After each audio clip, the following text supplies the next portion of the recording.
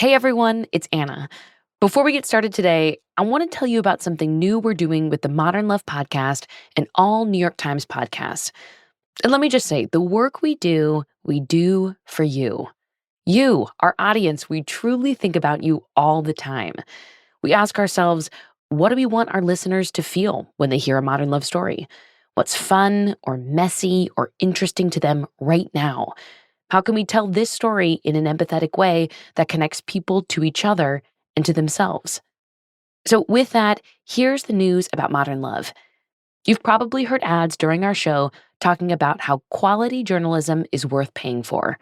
We hope that's a belief you share. Starting soon, we're going to be asking people to subscribe. Subscribe to the New York Times. If you subscribe, you'll get full access to every episode of our show and all other New York Times shows on Apple Podcasts and Spotify. Sometimes subscribers will even get special content.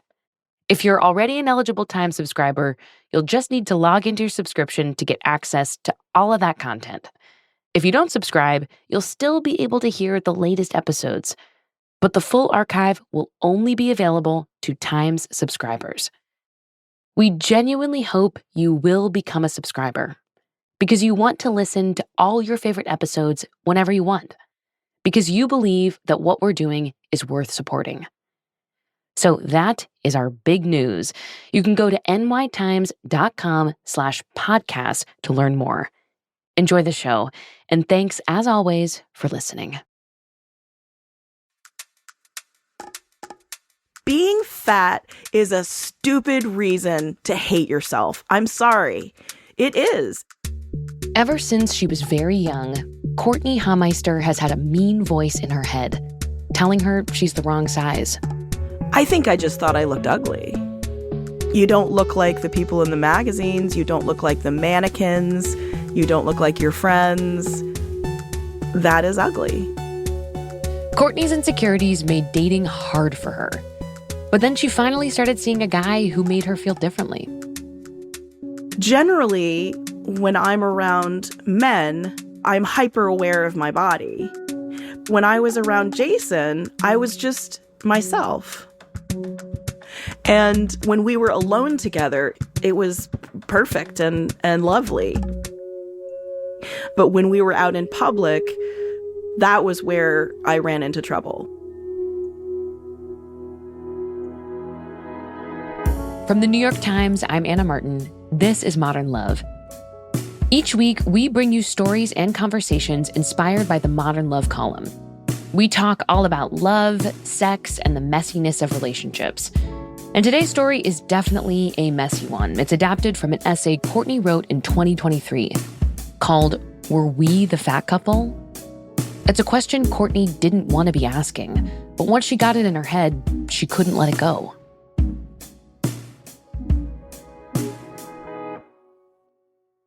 Courtney Hameister, welcome to Modern Love. Thank you so much. Throughout our conversation, I'm going to be asking you questions about your body, which, to be totally honest, I feel like could sound kind of intrusive. So before we get into it, I just want to ask about the language you want to use. In the Modern Love essay you wrote, you use the word fat to describe yourself. Do you prefer that I use the word fat or a different word? I just want to make sure. You know, a friend of mine wrote me after this essay was published, and she said, "You shouldn't call yourself fat. Don't do that. That's negative self-talk." Fat is a descriptor. Fat is not an insult. It is used to describe we have additional adipose tissue in our body, and that means that we are fat people. And it is our culture's view of what fat is that turns it into a derogatory term. Are there certain words that are more comfortable than others for you? It sounds like you are comfortable with the word fat. Well, that's such an interesting I'm comfortable with the word fat. I am not comfortable being fat. If you're a fat person and you're walking down the aisle of an airplane, you just know every single person is thinking, please God, don't let them sit next to me. That doesn't feel great. My internalized fat phobia is so powerful that even after all of the reading that I've done and the extraordinary writers and activists who have talked about the horrible history of fat phobia, all of that doesn't matter when I look at myself in the mirror and I tell myself I'm disgusting. Do you remember the first time you started assessing the size of your own body? I think that it was when I started getting bigger than my mother. My mother is beautiful and tiny. My mother probably weighs 100 pounds. She's about 5 feet. And I think that when I was around 10, I started to get bigger than her. So I'm in middle school and suddenly I'm a size 12. She's like a size 2. I think it didn't get really bad until I gained a pretty significant amount of weight right before college.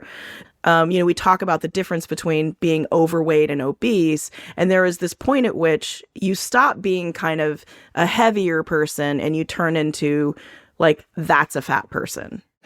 There was a point at which I stopped shopping with other people because when you're a heavy person, you just can't. I don't want to stand in their stores and look around at all the things that I can never wear that don't look like a floral couch. And I don't want to drag them to my store where nothing fits them. When did you start to think about dating? How did your feelings about your body play into that? I didn't. I didn't start to think about dating. I mean, I dated in high school and I was still a quote unquote normal size. Once I got to over 200 pounds, that's where I just thought, I don't want anyone touching my body. I don't want to be naked in front of anyone. So it's just really not a thought for me.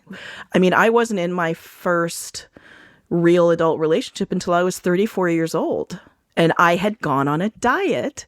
And so I felt like I looked like I could get a boyfriend. Wow. I mean, so it sounds like you felt like you had to be a certain weight to be dateable. Does that track? Yes. In your essay, you mentioned that men, when you started dating, triggered your body shame. Can you give me an example of a time that happened for you?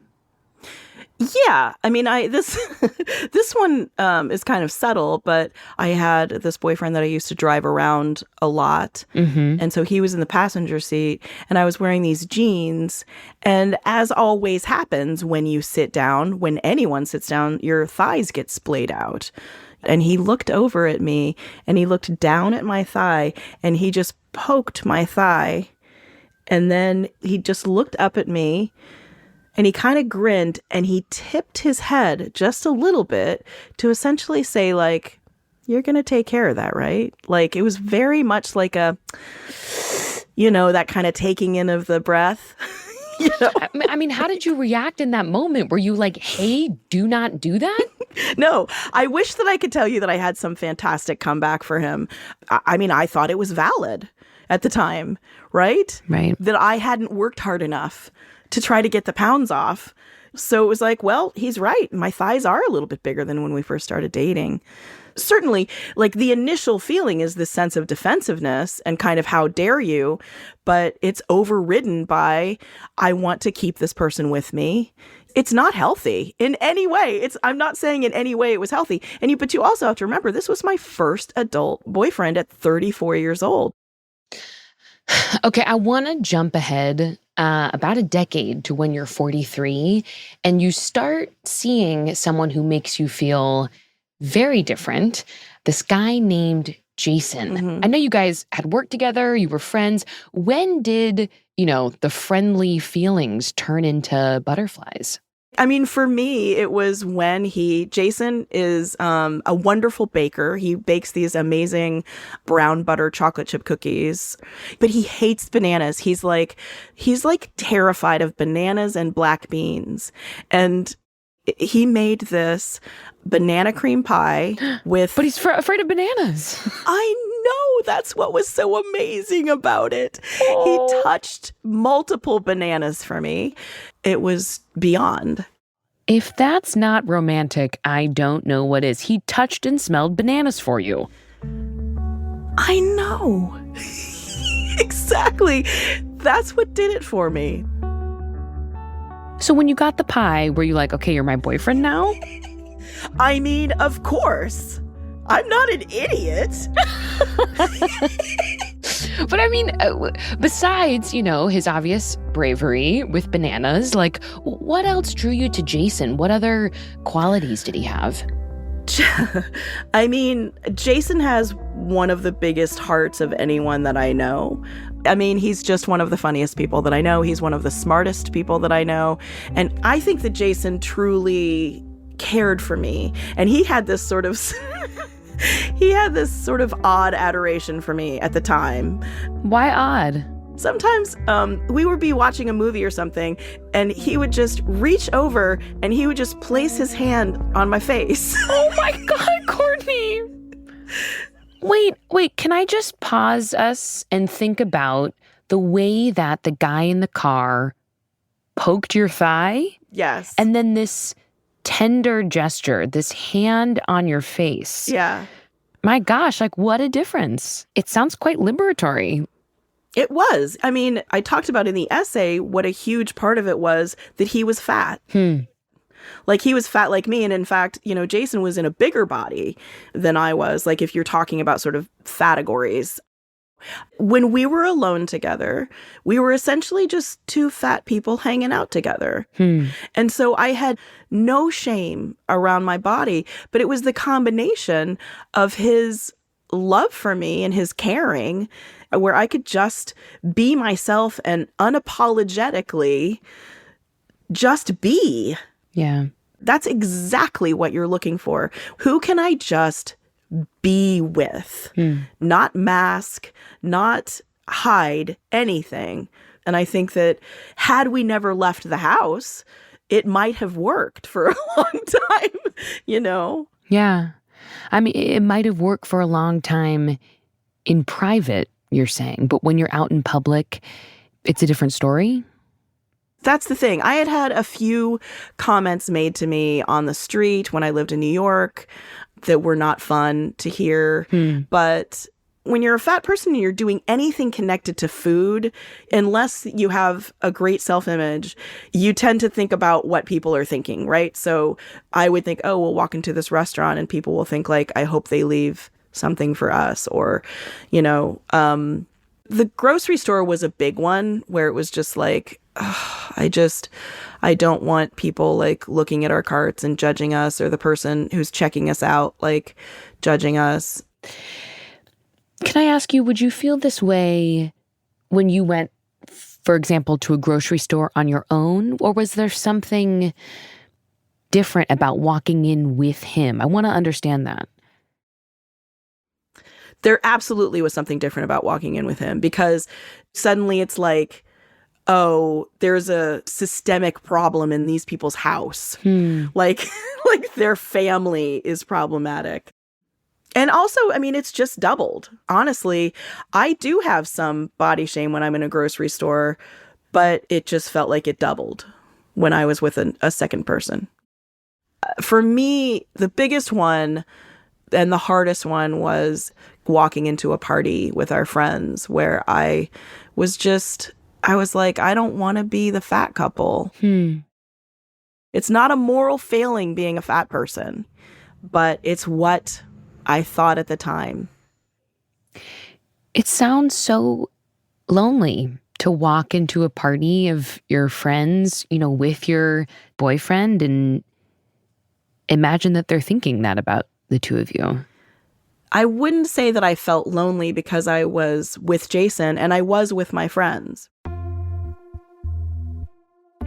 What I will say is that it sucks the joy out of any situation.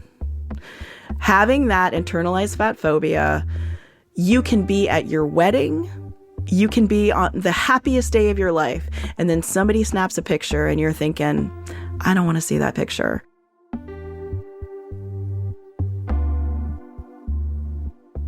We are disrespecting the most joyful moments of our lives. It's terrible. How did you cope with all of these feelings? Were you talking to Jason about everything that was going on in your head? No. That's the thing. I didn't talk to him about it until I broke up with him.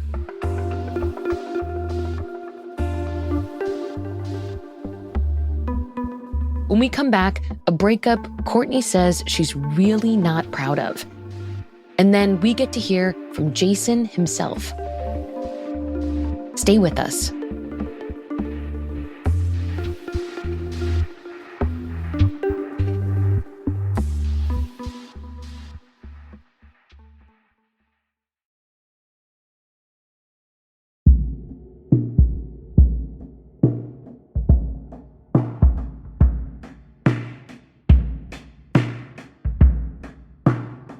Okay, so Courtney, this breakup really starts with you trying on a pair of jeans. Can you tell me about that? Yeah. So before I started dating Jason, I had lost some weight. I'd lost, I think, about like 20 pounds. Well, that's interesting also, Courtney, because we talked about how you felt like you needed to be a certain weight to be dateable. And if you lost weight before you met him, yeah, that's interesting. It is actually, and I hadn't ever really thought about it, but, clearly I had some threshold that it was like, okay, this body's boyfriend worthy.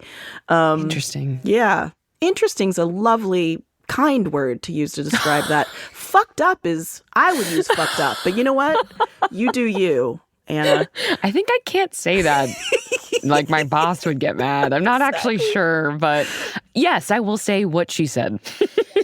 What you said. Yes. But so I'd lost a little bit of weight. And so I had this pair of jeans that I had gotten when I lost the weight. But I kind of sensed that I maybe, how sometimes you just kind of sense that you might have gained a little bit of weight. And so I thought, why don't I just try those jeans on and see if they still fit the same? And so I pulled them on and I was able to zip them, but I wasn't able to button them. And I was just barely able to zip them. I mean, it was a feat of engineering. How did you feel? A sense of dread that I was on this other track and now I'm back on this upward track that I can't get off of. Just the oncoming train of weight gain that you cannot fight. A powerless feeling. Yes, absolutely. And so I was like, well, I'm going to weigh myself and see how bad it is. Because that's the thing too, I always want to know how bad is it. So I weighed myself and I had gained back 15 pounds. And so part of me was thinking, oh, it's the comfort of being with Jason. Like we would just order whatever food we wanted. We'd watch movies. Like it's the comfort of being with him. This happens all the time to couples, right? You get happy and you gain weight. Totally. What's it called? Happy weight or something. Exactly. Yeah. And I just immediately panicked and was like, I just can't do this anymore. And I think that in combination with my sort of shame when we went out in public together was what made me text him. What did you text him? I just texted him that we had to talk. Oof. So what happened when he came over for this talk? I let him into the apartment and I sat down on my couch and I was expecting him to sit down with me. And he was wearing his coat and he was holding his keys. And he just walked and he stood on the other side of the coffee table and he just wouldn't sit down with me. And he just stood there holding his keys in his hands and he said, "What's going on?" So I think that I pretty much immediately just went into it and said, I'm really sorry, but I just don't think I can do this anymore.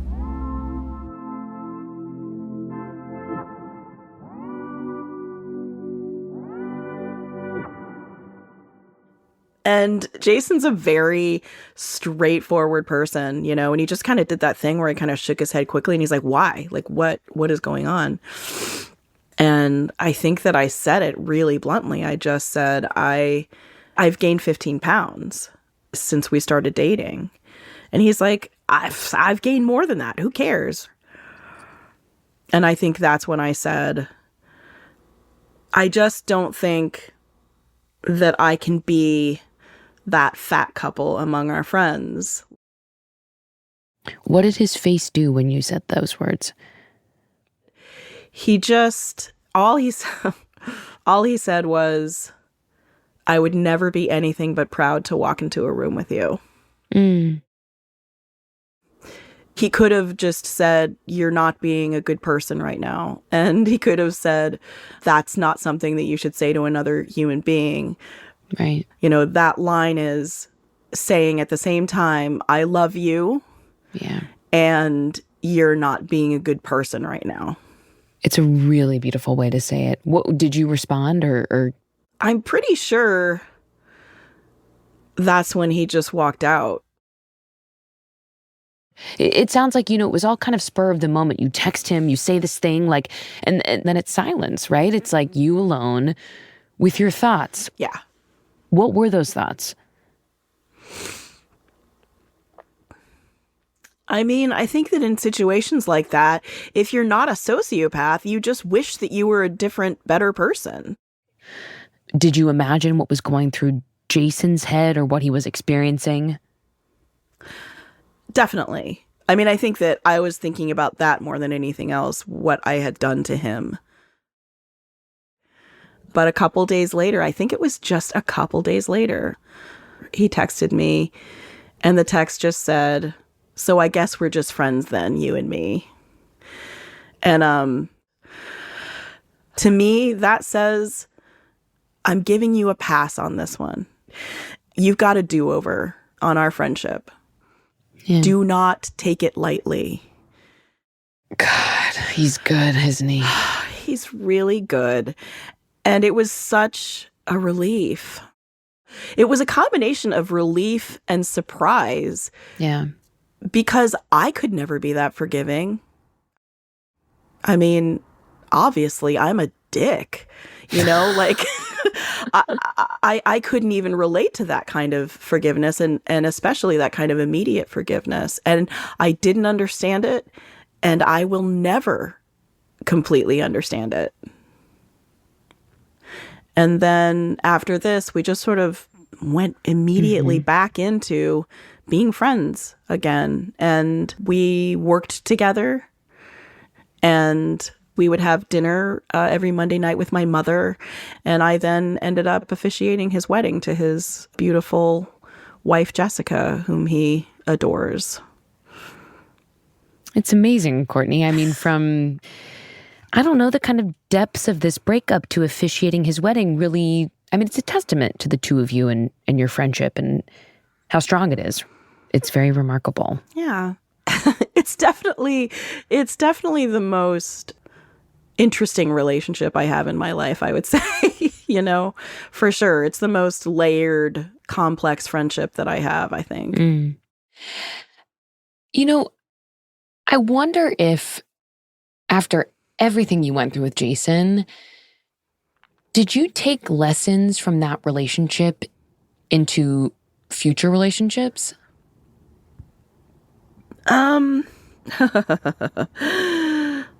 Can I say no? I mean, I have to say, this is the battle of my life. And I know for a lot of people, like, really? Oh, I'm so sorry you have a weight problem. But it is. It is the battle of my life to try to figure out a way to love myself in my body. And I think that the battle isn't with my weight.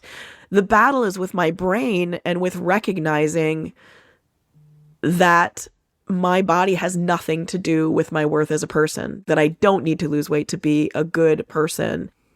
Yeah, I mean, it sounds like this is still very much ongoing for you, which I think is extremely real. You're still fighting this battle. Do you feel like you've made any progress, though? Like, has the way you talk to yourself changed in any way? It has. It has. If I find myself saying something horrifying to myself now, I apologize to myself. And I don't find myself saying horrifying things as often. And in my old house, I had this giant mirror. And so it made it harder, like when I would get out of the shower and stuff. I used to call myself disgusting. And so I took an erasable marker, and I just stood there, where I would stand in the mirror, and I drew a little jaunty cap on myself. Oh, And I had a little arrow. I pointed a little arrow to myself and said, "Not disgusting!" Exclamation point. Oh, So I feel like I've really made strides, is what I'm trying to say, that Anna. is amazing. Courtney, a jaunty little cap? Are you kidding me? I'm going to have to try that myself. I'm so happy to hear that. Um, I'm actually going to talk to Jason in a few days. Is there anything you think I should ask him? Anything that you should ask him? Well, I mean, I definitely think the question of how the hell did you forgive her so quickly and why? Be great if he could answer that. Yeah, I will definitely ask him that. Courtney, thank you so much for this conversation. It was so open-hearted, and I feel very grateful. Thank you. Thank you. Thank you for having me. It was a pleasure. We'll be right back with Jason's side of the story.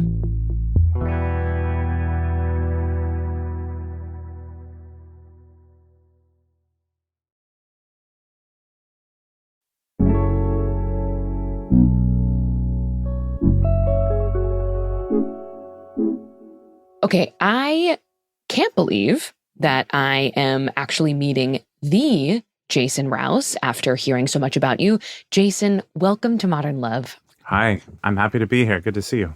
I just had a conversation with Courtenay Hameister all about her Modern Love essay, where you, of course, are a main character. Courtney told us your love story and your breakup story. So let me just ask before we dive into it, how weird is it to have someone write about your breakup for like millions of people across the world to read? Tell me about that experience. You're not the first person to bring that up.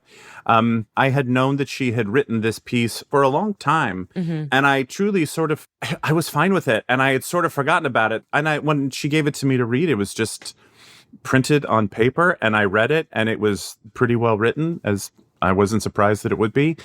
And just felt very proud of her and really happy for her. And when it came out, my wife and I sort of woke up to a bazillion messages, and it's just this thing that really, I think, resonated with people, and that was kind of great, you know. It was kind of great. Strange, I still feel a step removed at times. When I talked to Courtney, I heard her side of the breakup with you, but what do you remember about that day? Yeah, I was at a movie theater and coming out, and I got this text. She's like, "Can you come over? We need to talk."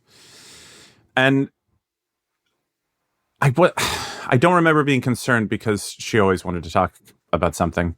But I drove over there, and I remember it's when I walked in, I just sort of stood there, and she was sitting, and her posture and the sort of the tone of the room was not friendly.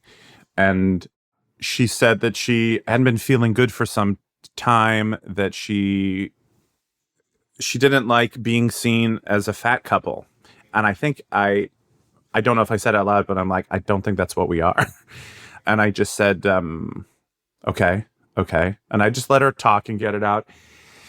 And I didn't know, I felt, is she trying to like hurt my feelings? I remember thinking that. And then it became clear that she was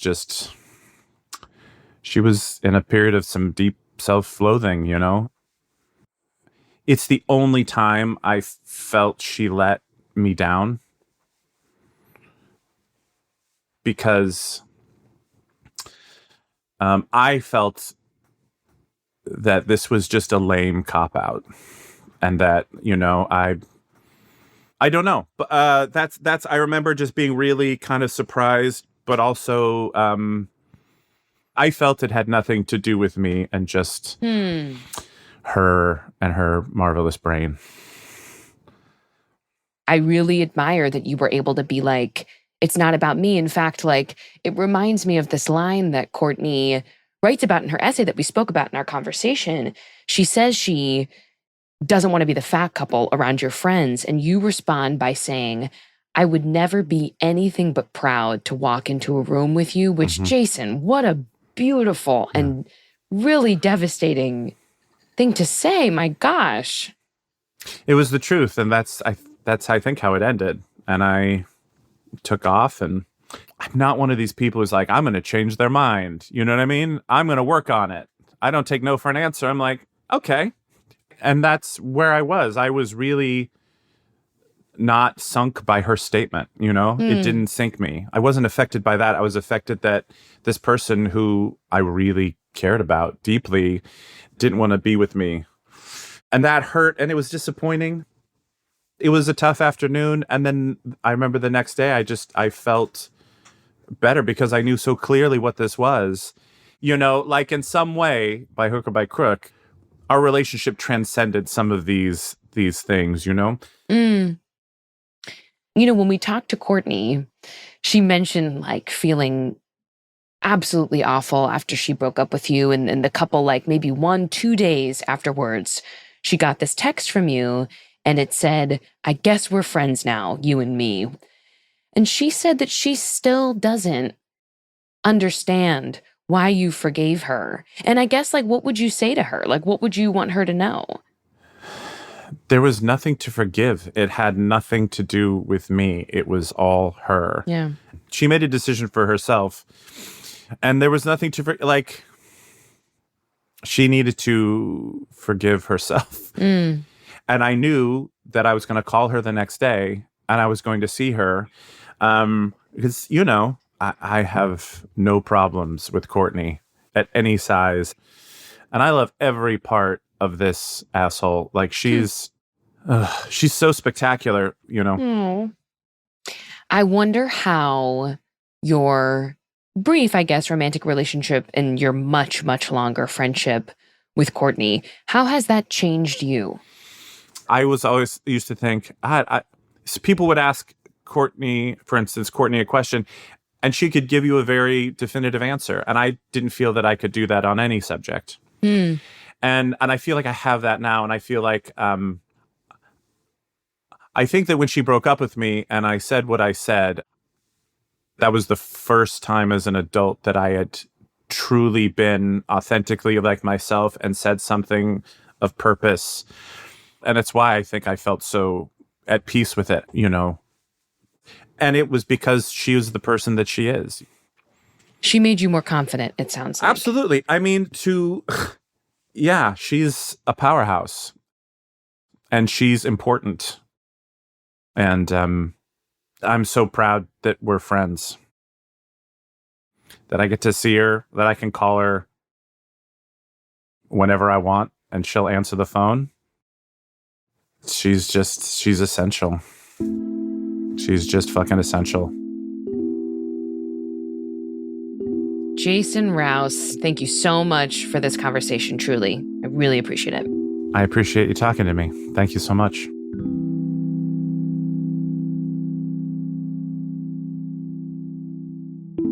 If you want to read Courtney's Modern Love essay, look for the link in our show notes. And before you go, there is just one more thing I want to tell you before we head to the credits. This year marks the 20th anniversary of the Modern Love column. And if you're a reader or a listener, we want to know how the column has affected you. Has it made a difference in how you think about love in your own life?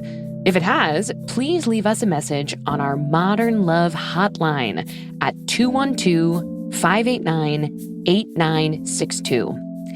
That's 212-589-8962. Include your name and a number where we can call you back, and you just might hear yourself on a future episode of the show. Modern Love is produced by Reva Goldberg, Davis Land, Emily Lang, and Amy Pearl.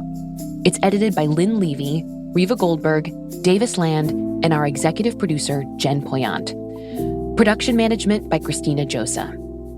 The Modern Love theme music is by Dan Powell. Original music by Alicia Baitup, Sonia Herrero, Marian Lozano, Dan Powell, and Rowan Nemisto. This episode was mixed by Daniel Ramirez. Studio support from Maddie Masiello and Nick Pittman. Digital production by Mahima Jablani and Nelka Oakley.